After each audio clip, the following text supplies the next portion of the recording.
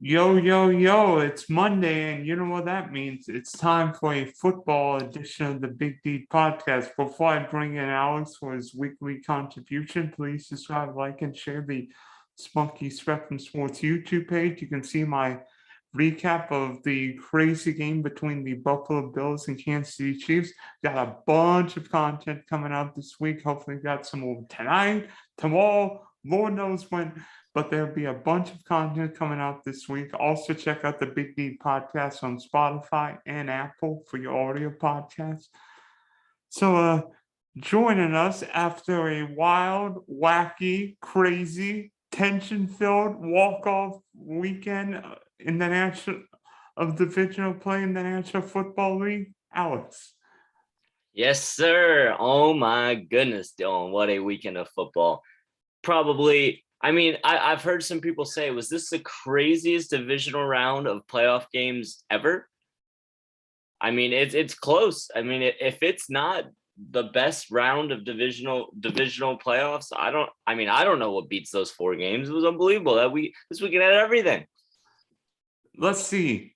Not 1, not 2, but 3 walk-off field goals. And the game that wasn't a walk-off field goal was the best of them all. Produced a walk-off touchdown. Yeah.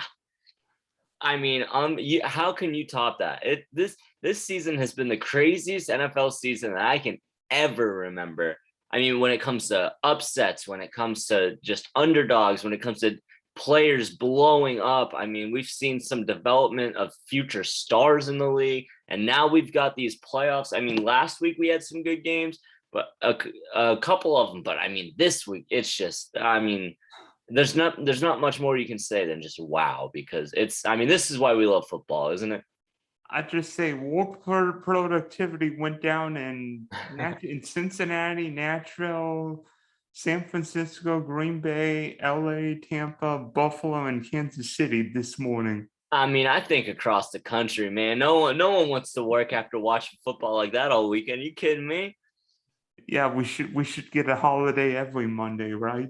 At least till the end of the season. But how maybe I'm trying to remember the craziest quarterback shootout we have seen in the playoffs in a long time. Josh Allen, the Buffalo Bills, and Patrick Mahomes and the Kansas City Chiefs. Holy. Yeah, absolutely. I want to say one thing about this game really briefly. You know, we were talking a lot about this game last week. Obviously, we were hyping it up, and it blew even our expectations out of the window. We knew it was going to be a great game, and it exceeded anything anyone could have ever imagined. But one thing we were talking about a lot about this game, which I just think is funny, is how the big thing with Buffalo would have needed was Devin Singletary to have a big game. I guess that theory went out the window because Devin Singletary, I mean, he had the touchdown, but 10 carries, 26 yards. I mean, he had 25 yards receiving. I mean, this was not the Devin Singletary show, and the Buffalo Bills did not need Devin Singletary.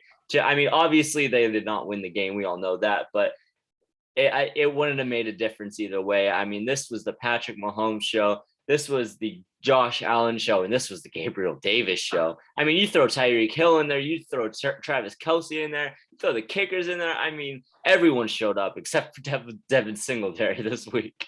Maybe the Bills needed him on defense last night. Yeah, absolutely.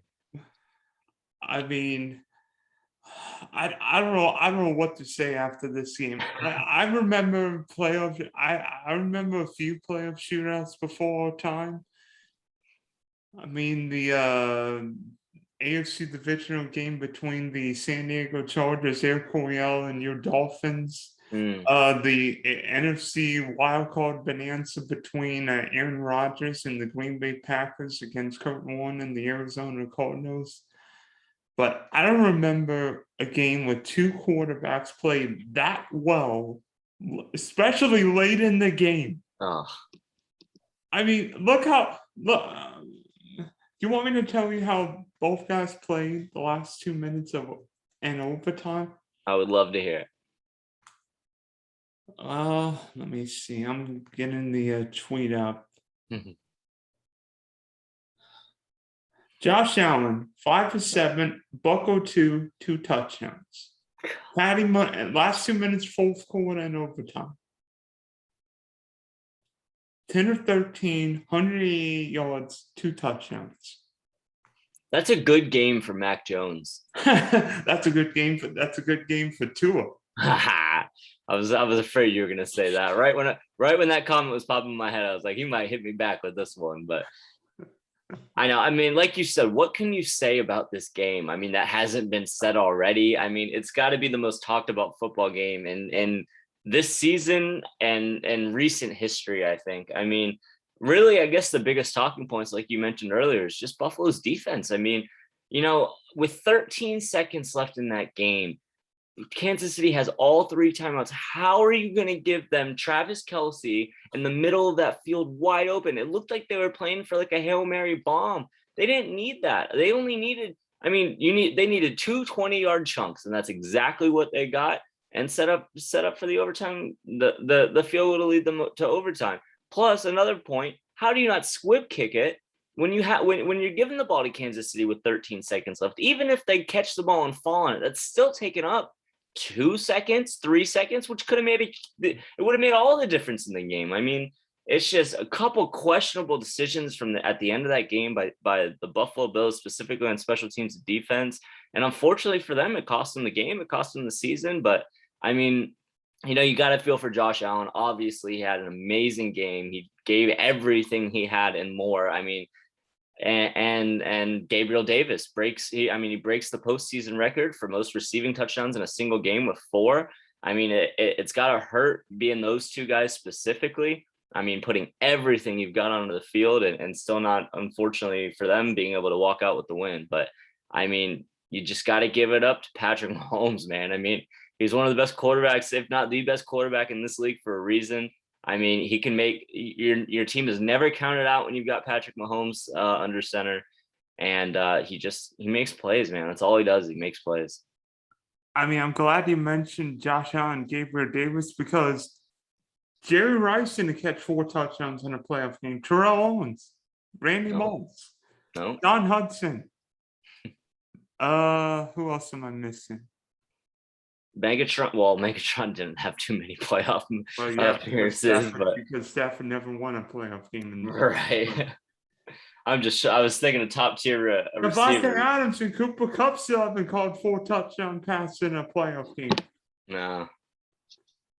Cooper Kupp almost could have done it this week, it seemed like. I mean, you're right. But we'll get into that later, yeah. But Gabriel Davis was unbelievable, but I would argue part of that was Tyrann Mathieu missing basically the whole game for concussion. Absolutely.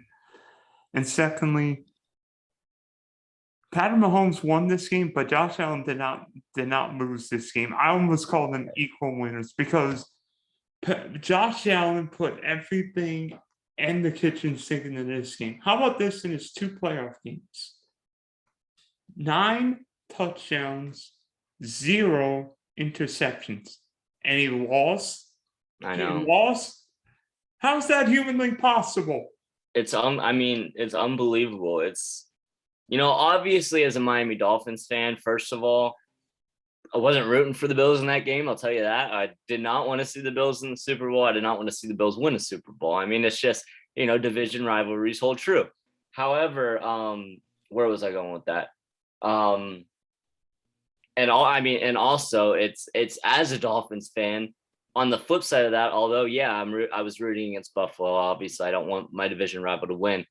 However, it comes a little bittersweet, because I still have to realize that I'm going to be dealing with Josh Allen for a very long time in this AFC East. And as a Miami Dolphins fan, that does not make me too thrilled. I think, obviously the Buffalo Bills were really hoping to win this game. They had opportunity after opportunity to win this game. It didn't come true for them, unfortunately, but Bills fans are at least, at the very least, satisfied with what they've got. They're going to be hungry for more, obviously, because they've got so much talent. They've got a superstar in Josh Allen. But it's as tough as it is for them right now. I mean, you've just got to look forward to next season and the future. And you've got a solid team. Might make a couple of new additions in the offseason. You never know who they can bring in. to help them out. But I mean, congrats to the Kansas City Chiefs. I mean, it's what, four AFC championship games in a row now. Yeah. And nobody's ever hosted 4 straight AFC title games. Hell, Tom Brady hasn't done that. Yeah, I mean, it's tough. I mean, the Kansas City Chiefs are the Kansas City Chiefs. I remember the beginning of the season, man. I mean, people were writing them off because they didn't look. I mean, and with good reason. They did not look like the Kansas City Chiefs that have been to before this 3 straight AFC Championship games, and the Buffalo Bills at the beginning of the season were looking like world beaters. So I mean, it's been the craziest NFL season. You got to feel for Bills fans, but Kansas City fans are taking a big sigh of relief and looking forward to next week. Yeah, Chiefs Kingdom will be rocking and rolling next Sunday night for the AFC Championship game. Absolutely. But, I mean, there's so much more we could touch on this. You want to keep going on this game or you want to move on? We've got to head up the road. We do. We do have to head up the road. Well, which one we want? We'll bounce over to the Tampa Bay Buccaneers and the LA Rams. And so the first of the 3 games we'll talk about where it came down to a game-winning field goal. And boy, that first half, man, I mean, you look at that stat, you look at that scoreboard at halftime and you think, how the hell did this game end in a game-winning field goal? But obviously when you're playing against Tom Brady, anything can happen. But the LA Rams pulled it out and 30-27 win, and Tom Brady goes home. What do you think about this game? The final score does not dictate how close this game was. If LA didn't have 4 fumbles, this game could have gotten ugly. The LA Rams were the better team in every sense in the world. Matthew Stafford outplayed Tom Brady this game. I mean, for everyone saying Matt Stafford was the weakness for the LA Rams going to the playoffs, shame on you. Right. He's the reason why the Rams are hosting the NFC Championship game on Sunday night. I think Cooper Kupp deserves a little bit of credit for that too. But I mean, he's the guy slinging the rock to him, so I see your point. But the Rams just won the game early, and yes, the fumbles, but sometimes you get one of those days where you fumble, but you keep the ball, or you fumble and lose the ball. That was just one of those days. It wasn't because Cam Akers isn't a bad player. It wasn't because, right. I mean, if you said Cooper Kupp's going to have the ball in your hands, you're thinking, oh, he'll get a first down or he'll make the right play, and then he fumbled. Mm-hmm. And then the snapper, center Brian Allen snapped it way over Matt Stafford's head. I'm like, that never happens, right? Except when Manny Ramirez snapped it over Peyton Manning's head to start the Super Bowl. Oh my gosh. But to be honest, I think this game is not necessarily more on the Rams, but on who was not available for the Bucs yesterday. Yeah, absolutely. I mean, the Tampa Bay Buccaneers went through a rough stretch right at the end of the regular season. And I mean, it's so hard when you're playing against, especially teams of this caliber this season. I mean, these playoffs have been amazing. It's been incredible watching these offenses, these defenses. And I mean, it's just unfortunately for Tampa Bay, when you get hit by the injury bug that hard with that many star players, it's just tough to recover from. And unfortunately for them, I mean, it just seemed like it was a little bit too overwhelming for them to really be able to make a run this year. Yeah, you lose Chris Godwin, Antonio Brown, Ronald Jones, and maybe most importantly of all, Tristan Wirfs, because guess who came after Matt Stafford yesterday? Von Miller and Aaron Donald. Tristan Wirfs out there. Brady's got a clean pocket. The Bucs are not losing 27-3. Correct. I mean, absolutely. And by the way, speaking of the Rams, look at who made plays yesterday. Matt Stafford was stupendous. Mm-hmm. Odell Beckham again making key plays. But guess who was a pain in the neck to Tom Brady, just like he was in Denver for those AFC Championship games? Von Miller. Yeah. You Absolutely. have Von Miller and Aaron Donald rushing inside and outside.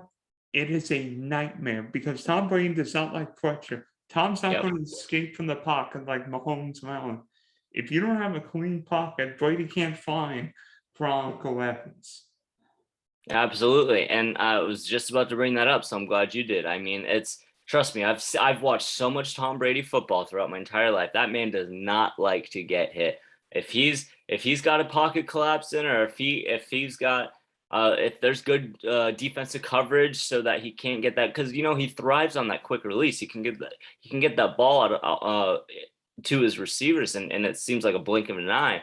But if you've got great coverage on the defensive back side of it and great pressure up the middle, obviously, those are the keys to success on defense. But especially when you're going against Tom Brady, he will tear you apart if you give him time.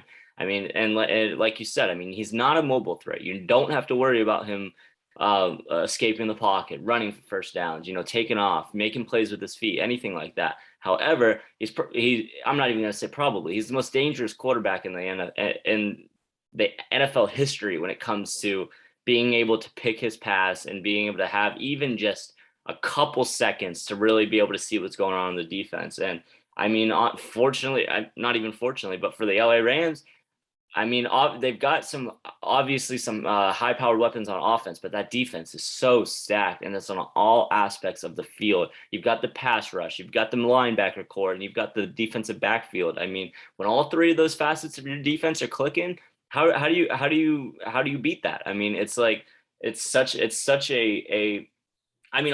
I'm gonna say it's an underrated part of the Rams team. Everyone knows the Rams defense is great, but I think offensive players, everyone plays fantasy football, and you get the stats, and you got Cooper Kupp, and you got Matthew Stafford, and Odell's flashy. But that LA Rams defense, the LA Rams would be nowhere without that defense, and it won them the game against Tom Brady yesterday. You're right about that. And speaking of TB12, did you see he got an unsportsmanlike penalty, the first of his career? We've watched Tom Brady for 22 years now, and I've never thought he'd get an unsportsmanlike conduct penalty. I know. I'm telling you, Dylan, we've seen it all this season in the NFL. It's been the most fun.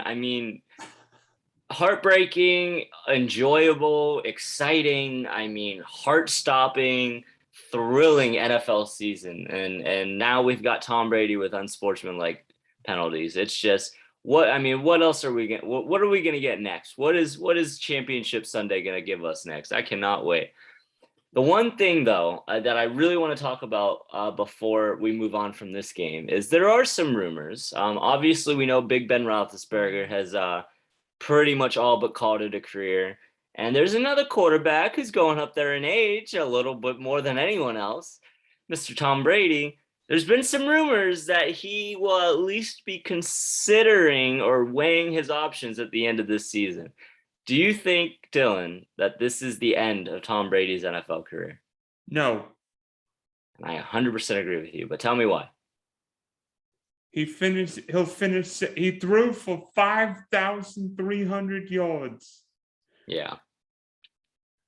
So your point is that he's just still got it? Why retire now if you've still got it? I see it in a different point. Obviously, I do take that into account as well. I think he's still obviously got the ability. We've seen at the end of Ben Roethlisberger's career, he's dropped his production has dropped, maybe not significantly, but yeah, significantly. He's not the same quarterback obviously as he was. Drew Brees, at the end of his career, that last season, it was almost painful to watch Drew Brees play in that last season because his arm speed, his arm strength, and his velocity just died in that final season. And it was a little disappointing to watch. From Tom Brady, he's still winning games. He's still a leader. He's not the perfect Tom Brady that we've seen for a long time, but he's definitely still got it. However, the main reason why I know that Tom Brady will not be retiring is because there's one reason alone. He wants a farewell tour.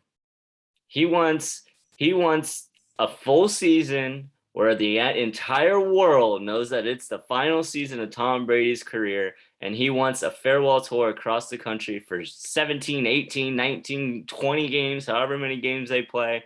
And he wants to be carried off into the sunset, just because as I've seen the arrogance of Tom Brady throughout my entire life.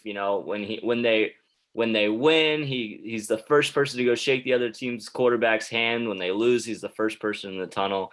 It's as he is not going to go out without everyone in the entire world knowing that he is the greatest of all time and he is getting ready to retire. Personal opinion there, but Tom Brady, I do not think Tom Brady would throw a sneak retirement on us. But there's 2 more games, Dylan. We're only halfway through this amazing divisional round recap. We are going to go. What? I know, right? We've covered Sunday's games, but Saturdays were maybe not as exciting, but pretty close to it. We're going to go to the frozen tundra up next, Lambeau Field. And a strange game there, huh?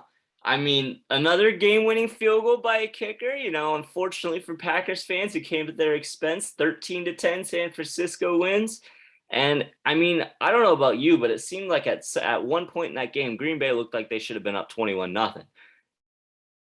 Be honest, the 49er Packer game was the most befuddling playoff game I've ever seen in my life. Yeah. How the heck did Jimmy Garoppolo and the 49ers win that game? Somebody explain to me how Jimmy Garoppolo won that game by completing 11 balls? Yeah, I think he had 113 total yards passing, I think. He threw for 131 yards. 131. Got a little dyslexic there. Honestly, it was the blocked punt was. Wait a minute. You mean? First off, let me say this: Green Bay special teams unit. The Green Bay special teams unit has been a mess for centuries. Yeah. They showed it again Saturday. And it came and it bit him at the worst possible time. Yeah. Block punt at the field goal at the end of the first half, and then a block punt at the worst possible time. Worst possible time. Which let San Francisco tie the game.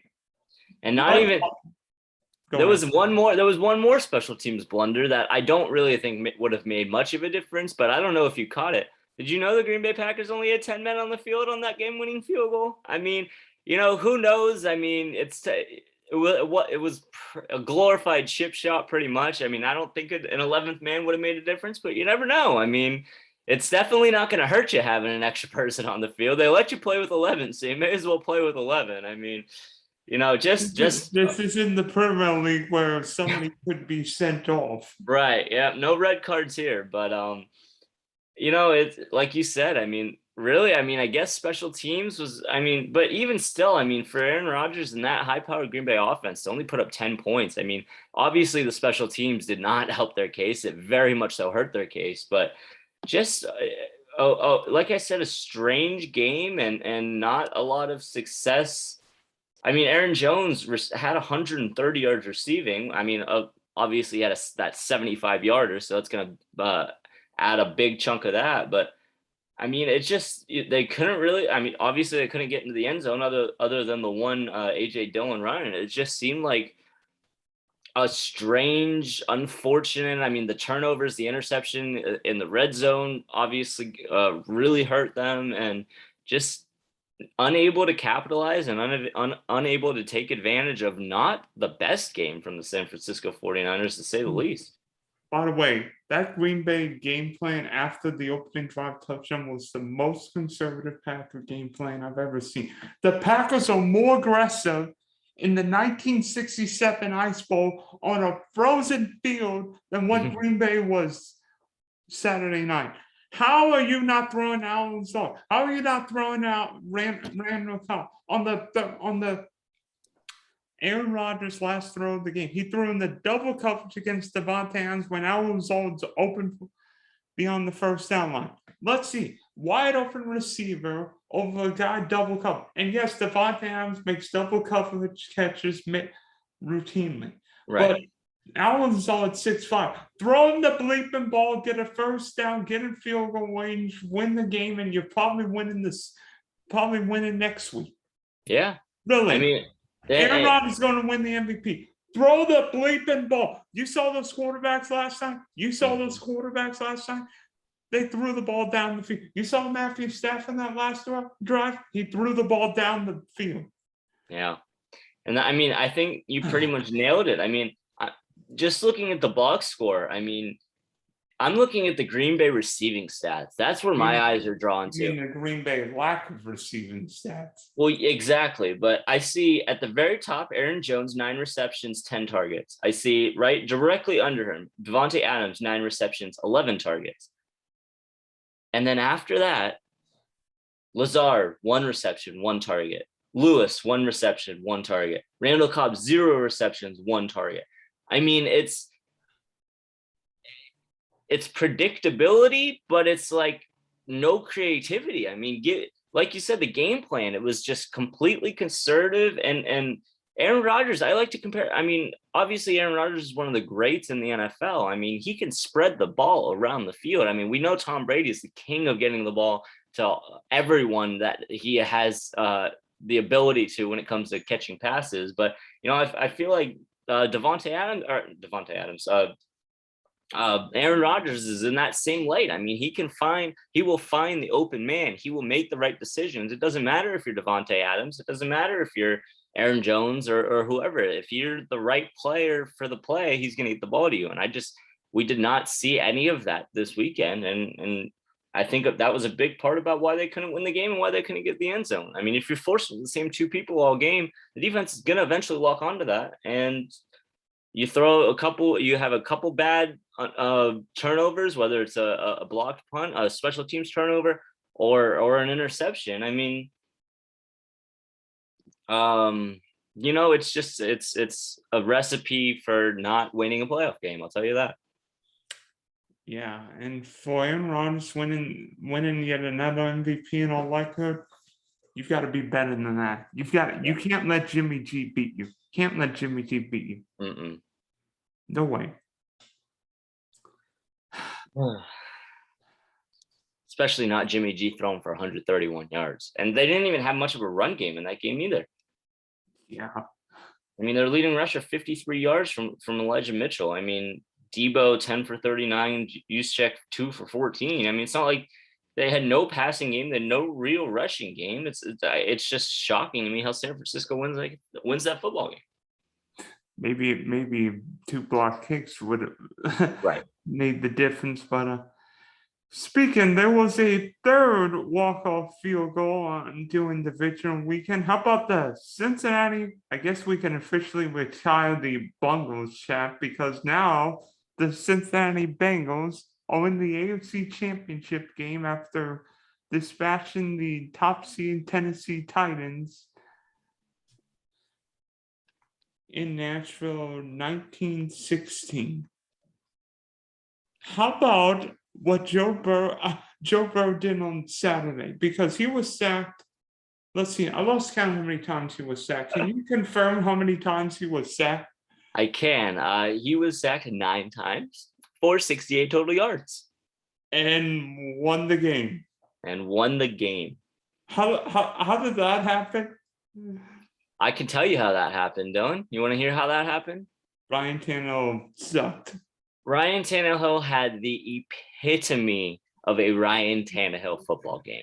I mean, I tell you what, obviously I was unfortunate. I was at work through that game, so I wasn't able to watch it. But I hear that a team in that game was sacked 9 times. And I think, oh, easy. Of course, Ryan Tannehill got sacked 9 times because Ryan Tannehill has the pocket presence of a potato. But I mean, and then I find out that Joe Burrow is the one who gets sacked 9 times. I'm like, oh, well, I know Tennessee won this game. Nope. I mean, it just completely comes down to Ryan Tannehill being the epitome of just, he's great for a play and then he's terrible for 3 more. I mean, the interceptions, obviously, I mean, the one that gets deflected up in the air, I mean, is he threw it into traffic. I mean, you don't want to see that. But I mean, I'm actually talking about the last interception, the 3rd interception where it got tipped up in the air. But there was also obviously the one that was batted up in the air by the pass rusher. But then you look at the end of, I think it was the 3rd quarter, he throws that beautiful back shoulder throw to AJ Brown for the touchdown. And you're like, oh my gosh, this guy actually knows how to play football. It's just, Ryan Tannehill, unfortunately, I had 7 years to witness the ups and downs of Ryan Tannehill. And I think Tennessee got a very, very good look at it this weekend. I'm going to say this, watching that game thinking, Tennessee's got a better roster than the Cincinnati Bengals, but there's one thing the Bengals have that the Titans do not have at the moment right now: a franchise quarterback. Yeah. I think we're seeing the coming of age of Joe Burrow and what Ryan Tannehill is. Ryan Tannehill is like a box of chocolates. He will be good for one game and maybe a stretch of time, but he is incapable of being good for a full whole season or be at the biggest time. Remember last year, the Titans got a home playoff game against the Ravens. Lost. Yeah. You probably remember.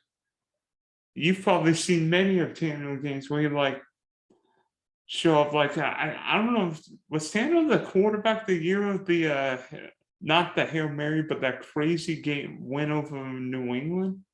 The Miami Miracle? Miami Miracle. Yes, he was. Tannehill to Stills to Parker to Drake. But Ryan Tannehill is not a franchise quarterback. And if the Tennessee Titans are ever going to play for a Super Bowl with Derrick Henry and AJ Brown, Tennessee needs a quarterback. Yeah, I agree. And by the way, let's see. So Joe Burrow and Jamar Chase are still red hot. I mean, Jamar Chase got in a 100-yard game. Yeah. And Joe Burrow threw for 348 yards while being sacked 9 times. What? Yeah. What? The only thing missing from that Joe Burrow game was the touchdown pass. I mean, it's almost shocking to think that he didn't throw one. I mean, he had more interceptions than touchdowns, 1-0. Well, you know why? You know why? Because the best kicker in the NFL might not be Justin Tucker anymore. Yeah. It might be Evan McPherson, because for the second straight playoff game, he kicked not 1, not 2, not 3, but 4 field goals, including a nice little game winner. And it wasn't like it was a cheap. I think he kicked like a 52-yarder. 52-yarder for the win. 52-yarder. And as soon as the foot left the boot, I'm like, that's good. I'm like, that's good, because when kicks are good. I'm like, that looks beautiful. Game over. Mm-hmm. So the Bengals now in Kansas City, and the Niners and Rams reacquaint themselves on Championship Sunday. Who wins? I mean, for me, I think the NFC is going to be an easier. They're 2 very interesting games.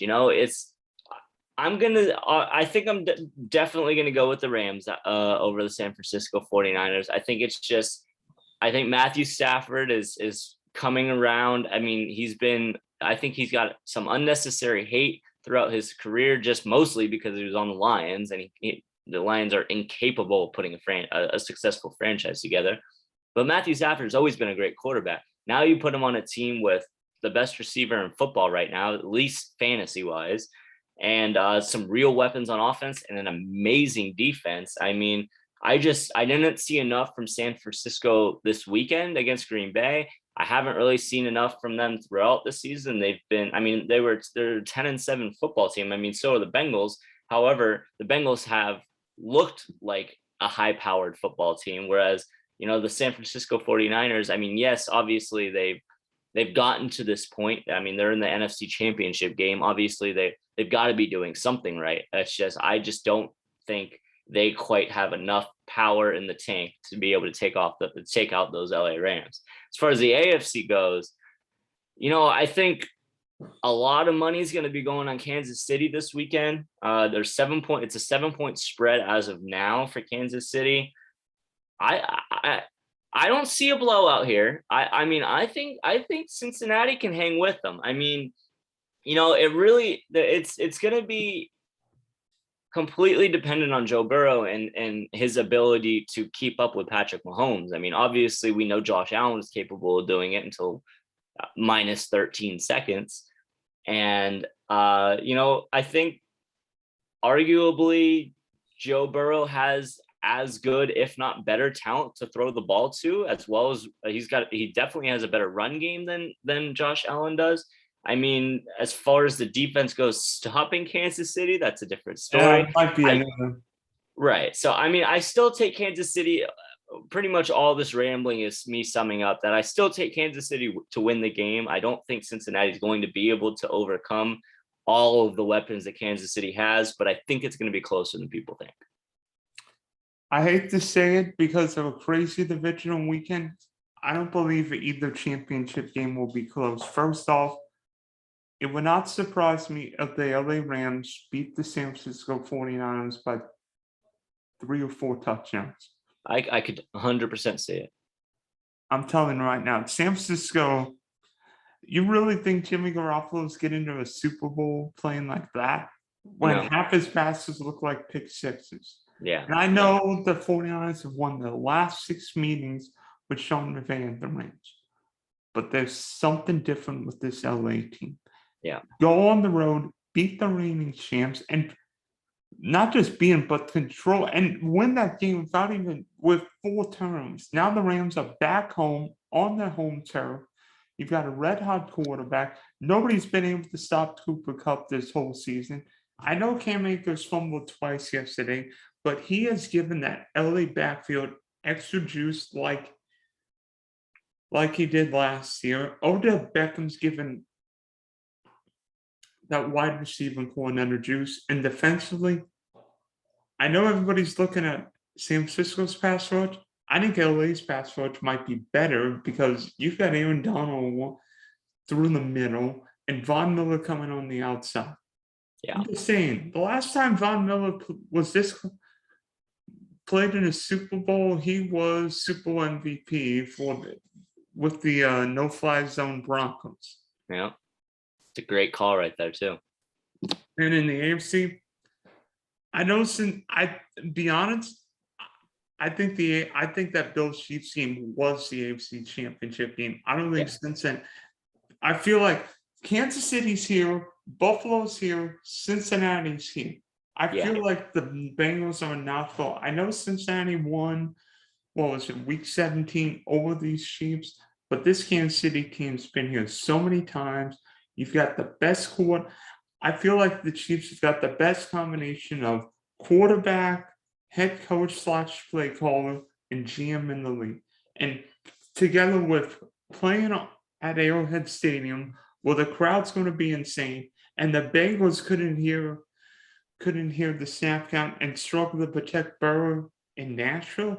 Yeah. Now you go into Kansas City, where you've got Mahomes, Travis Kelce, Tyreek Hill, Nico Holman, Byron Pringle. I just don't see the Bengals winning this game unless Joe Burrow throws like 500 yards and Jamal Chase catches like 250 yards like he did a couple weeks ago. Which he's done.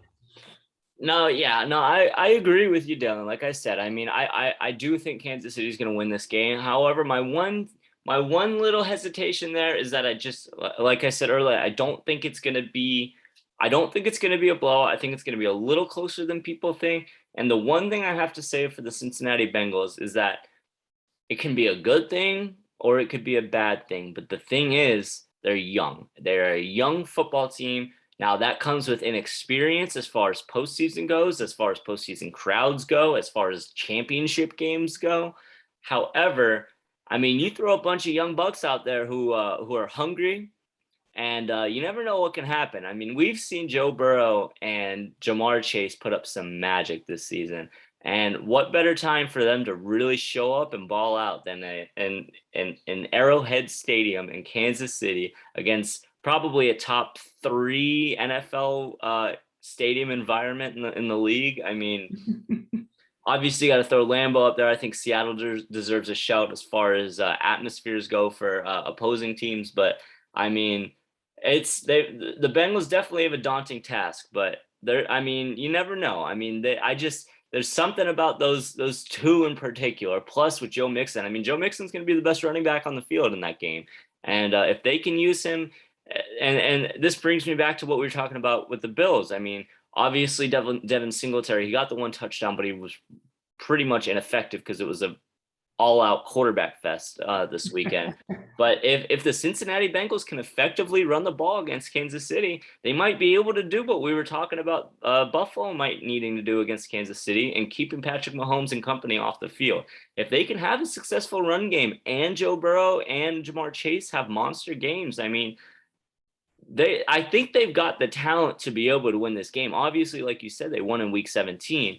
Obviously, again, that's not with the pressures of a trip to the Super Bowl on the line. But the Cincinnati Bengals, I said when the playoffs started, they were my sneaky underdog black horse, or that's what it's called, right? Whatever. Team to watch, I guess. And I feel like they've got some pieces that they could make this game a little closer than we might think. And everybody's saying Joe Burrow doesn't have big game experience. Oh yeah, really? He won the national championship with LSU. LSU, yeah. Sounds pretty big game experience to me. And there'd be a few Bayou Bengals playing on the field, not just one, but Clyde Edwards-Helaire and some guy named Odell Beckham went to LSU too. Tyrann Mathieu as well. Went to LSU. No! Yeah, there's a nice little call up for you as well. So, I mean, I don't know. So, will Tyrann Mathieu be back for this game? What was his injury? I don't even remember. It was the concussion. Yeah. Concussion. And those are tough. You never know with concussions. I mean, they can. Yeah. So I dealt with one. They suck. I bet. So, I mean, that's obviously going to be something to watch because Josh Allen was really picking apart that Kansas City, center of the defense. I mean, with Tyrann Mathieu out, like you mentioned earlier, and the announcers were calling it. Tony Romo was calling it all night during that game. But I mean, if he's out, that could just be another piece that Joe Burrow and Jamar Chase can work with. There's a lot of different factors. There's a lot of different influences, and it's going to be a fun game. I definitely think, like you said, I mean, I am much more confident in a blowout in the NFC game than I am in this game. All right. So thanks for tuning in and thanks for hopping on after a wild, wacky, crazy divisional weekend, and hopefully Championship Sunday is just as wonderful. Absolutely. We can only hope, Dylan. Thank you for having me. It's a pleasure as always. Always glad to be here. And can't wait for some more football. We only got a couple weeks left, unfortunately. It's been a great year, but all good things have to come to an end.